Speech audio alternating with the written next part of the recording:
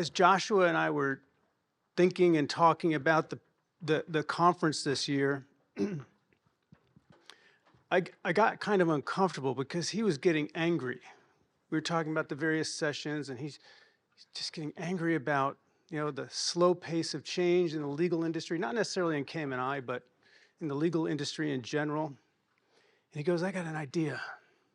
I'm going to put together a presentation called Unblank the Law.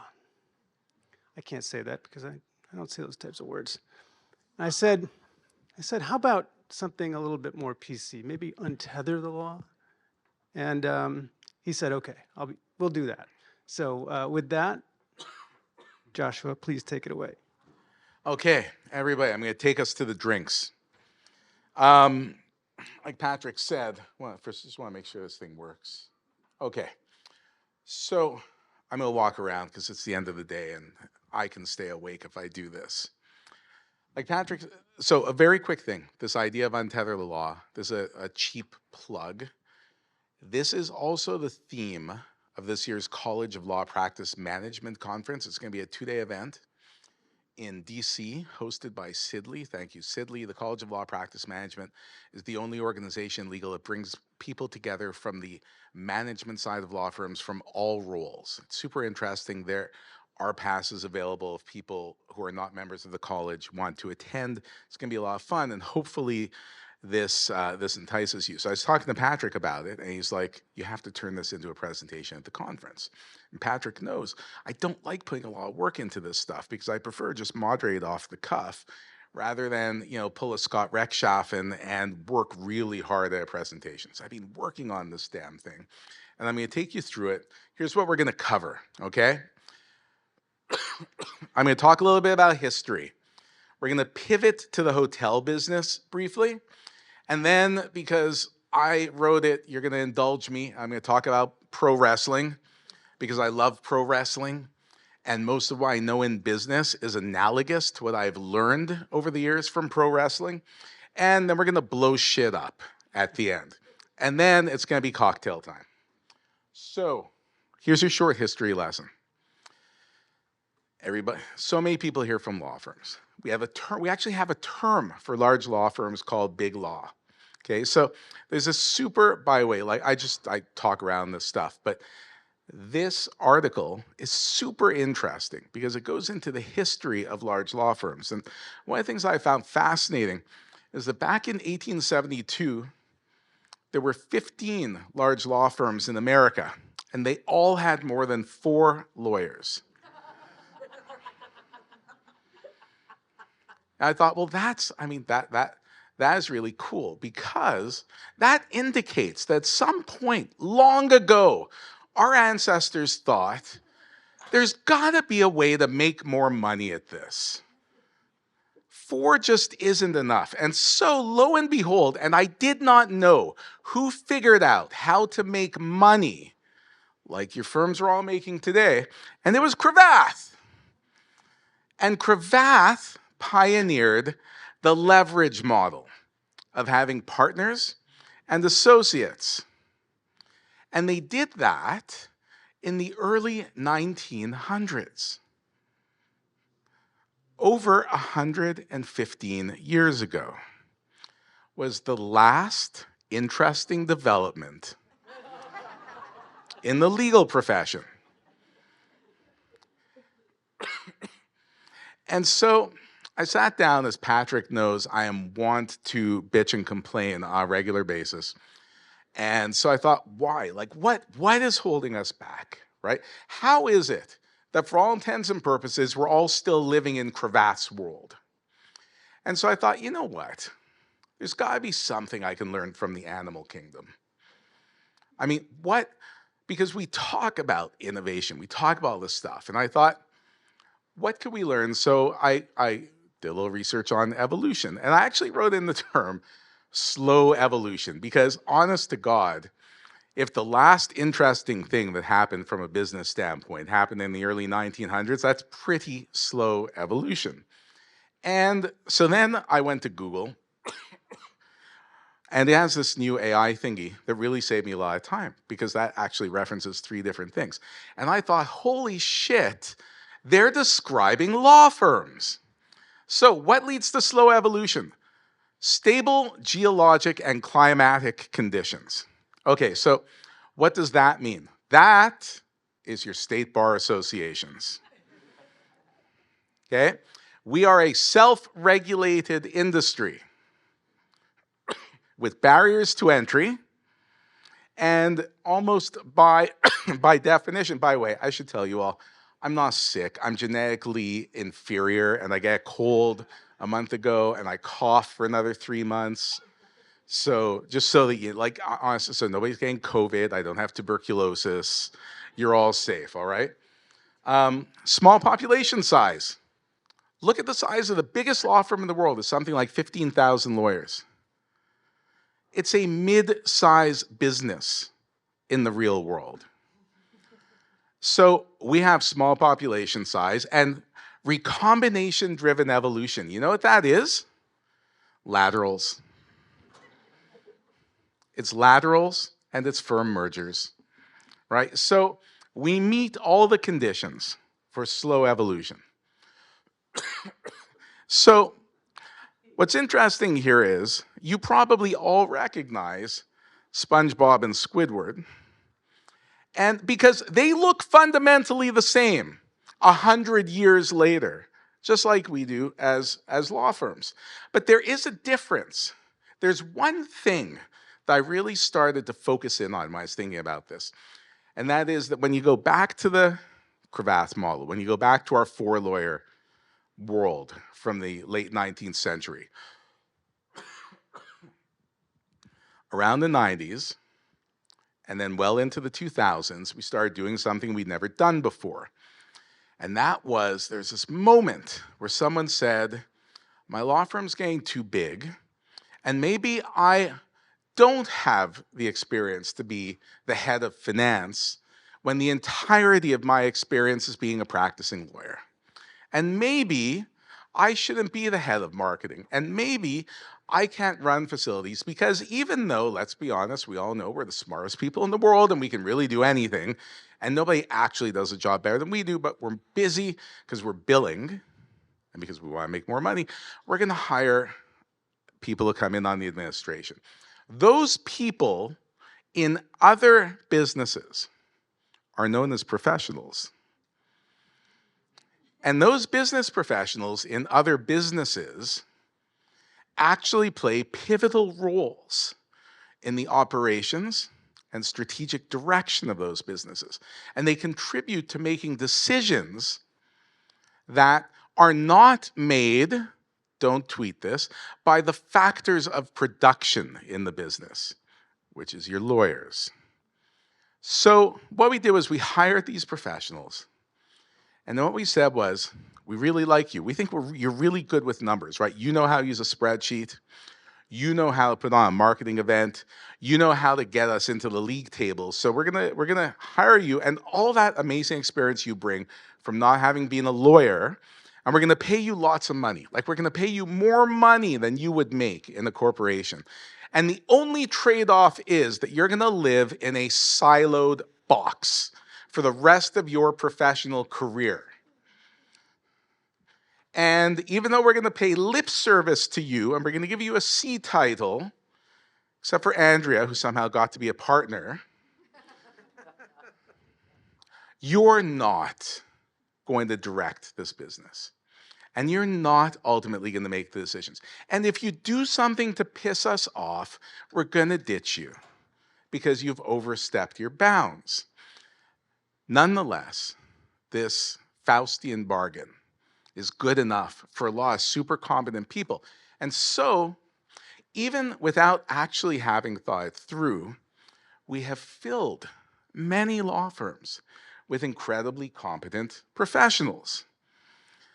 Now, like I said, in the real world, professionals do real work. They don't just sit around. And in the real world, you go from working in marketing to product to finance, and ultimately you become a CEO. What we have to do in law firms is we need to bridge that gap. So the idea here, when I think about why are we not moving forward? It's because what happens? We grow up, we go to law school, we become lawyers. We learn from other lawyers. They learn from the lawyers before them. They carry each other's briefcases. Baby lawyers become grown-up lawyers.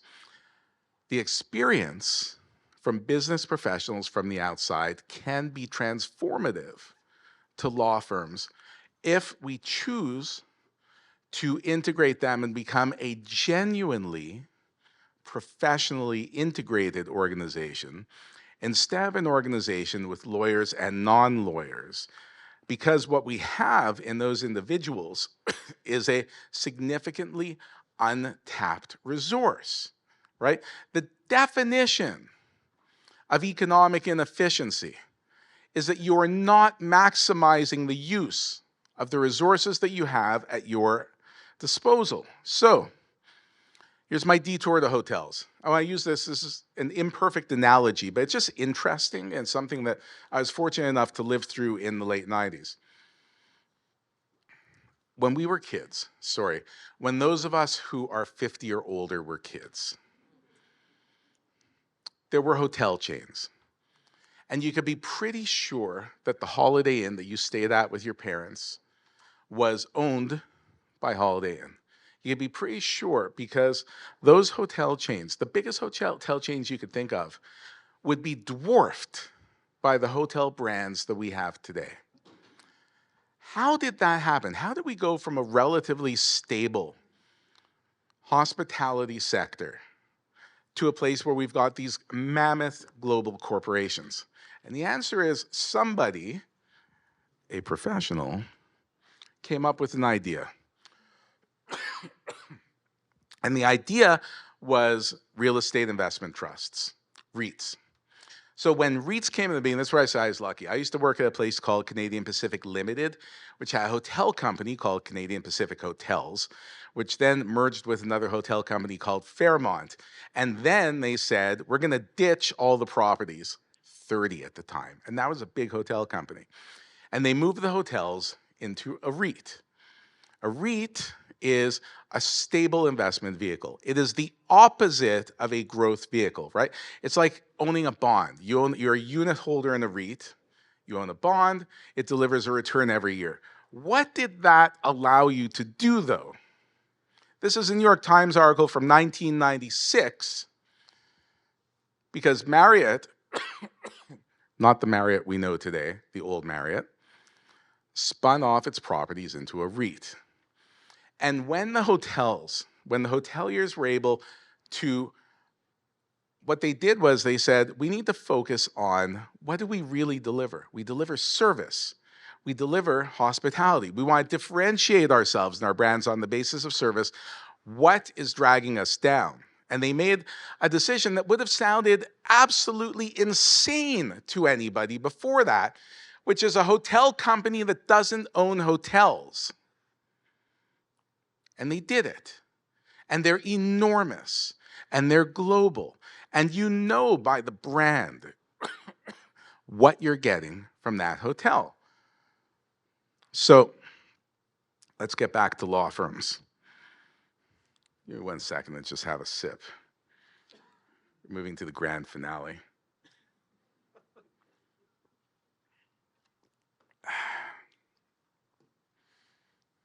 This okay so far? I should say this is the first time I'm actually saying any of this out loud. So normally it's like here's the shtick and we're rolling, but there's a lot of risk here on this one. I'm gonna say something monumentally stupid that you're all gonna call me on in 15 minutes. All right, I promised you a little bit of wrestling. Thank you, Patrick.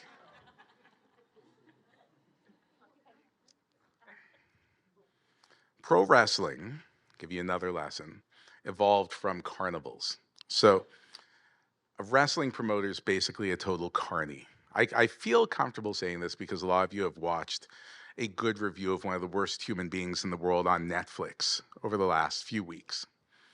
So let me explain what kayfabe means. Kayfabe is what wrestling used to protect the business until the late 80s. What it means is we're not going to let you in on the secret.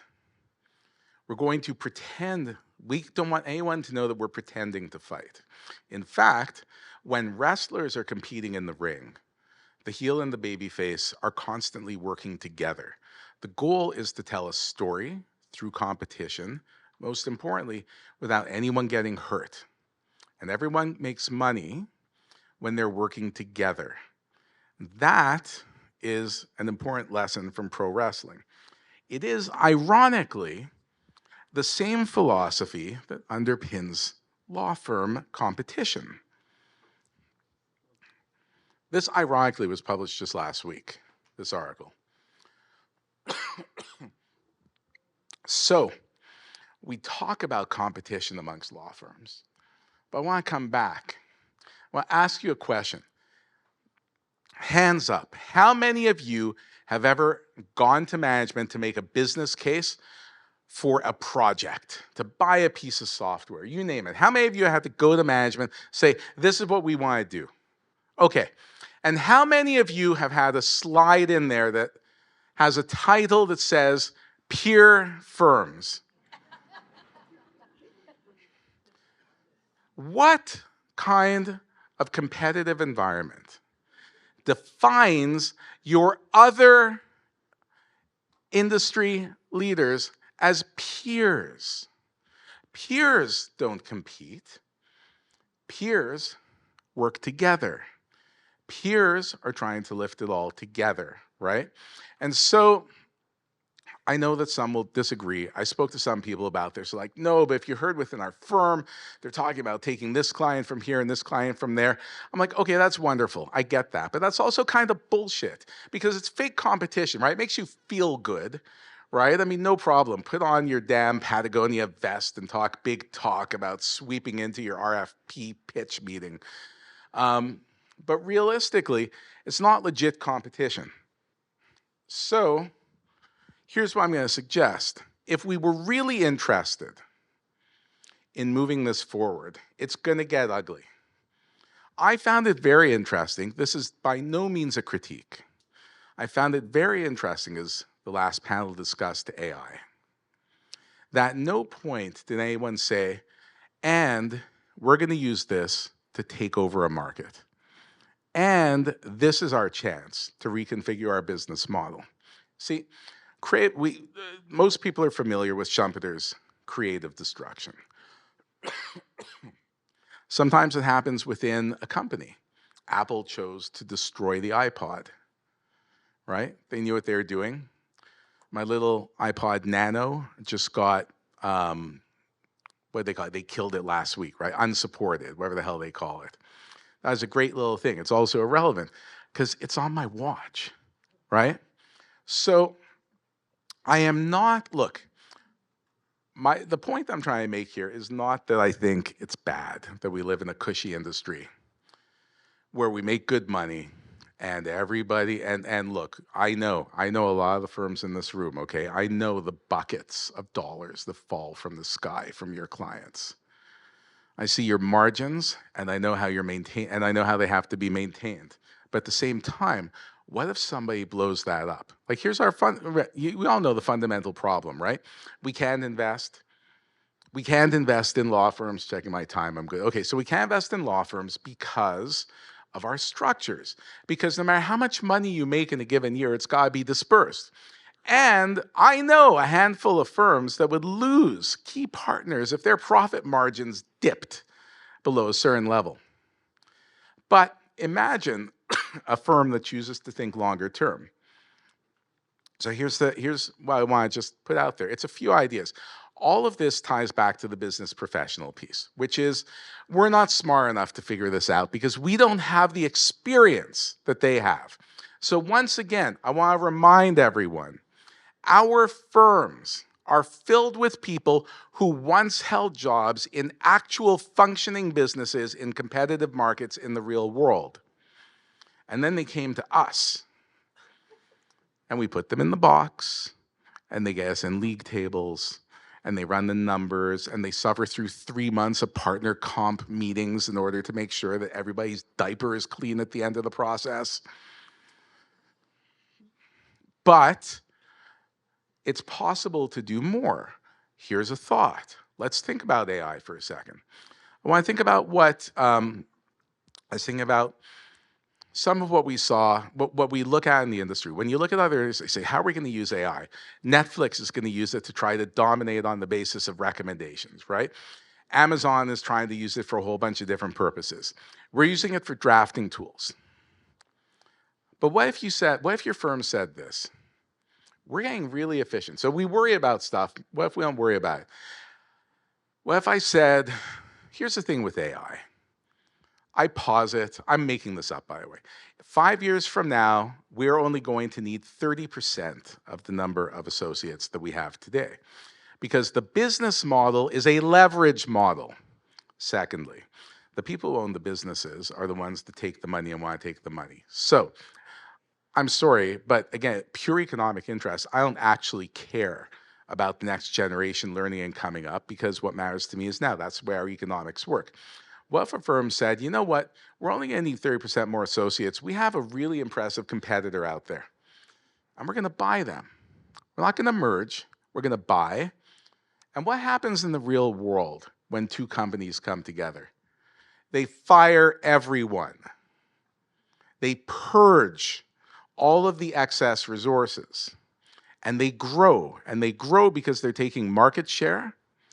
They grow because the data that's available to that firm is more valuable to you than the people that it contains, because you already have smart lawyers covering the market and the geographies. And so one day somebody might go, you know what? A law firm merger doesn't have to just be bloat and geographic spread. A law firm merger could be efficiency, brand awareness, and financial leverage. And then we might see an explosion like the Cravath model. It hurts to think it, right? But it's incumbent upon us working with the professionals. And there are people in this room. You are all professionals, whether you're a lawyer or not, right? But taking those skills, one day somebody's going to think through this. It's a single, I'm giving you a single example. But I just want to return to the overall theme before I leave you with the challenge and the question. It's not meant to freak people out. It's not me crapping all over the legal profession. It's just an economic reality. Is this stuff can happen without any significant changes. We talk about outside investment in law firms, all that stuff. You don't need that here. You don't need outside ownership. You don't need the big four to come in. You just need a firm to say, we're going after a market and this is how we're going to do it.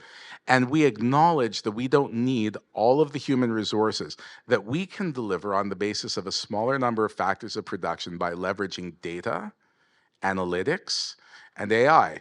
And then you know what we're going to do? We're going to take all that extra data we have and we're going to figure out how to embed ourselves in the downstream operations of our clients. So we're not just giving them access to our content. We are actually going to find new services to deliver, new delivery methodologies that further embed you and create a greater sticking cost for switching in your own clients as you do that market analysis that has to be performed by business professionals. So it's just a hypothesis. It's a straw man. But the point I wanted to leave you with this afternoon, as we look at all of this, and then we are going to do our best within the scope of our jobs. But I 100% believe that the day is not far off when someone looks at the disruption that we view as hypothetical in the industry, as we look at data and AI, and we add the people that we are underutilizing in our firms, and somebody's going to make a move. It might be what I described. It's likely going to be something that I have never thought of and that we have never thought of, because we do not have the collective experience and the external business experience that they're going to bring to bear. But if you treat it as a business, you can go from 4 lawyers to what we have today, and then to something that we don't want to contemplate, but can be a radically transformed industry 10 to 20 years from now. That is why you're all going to need a drink. Thank you very much.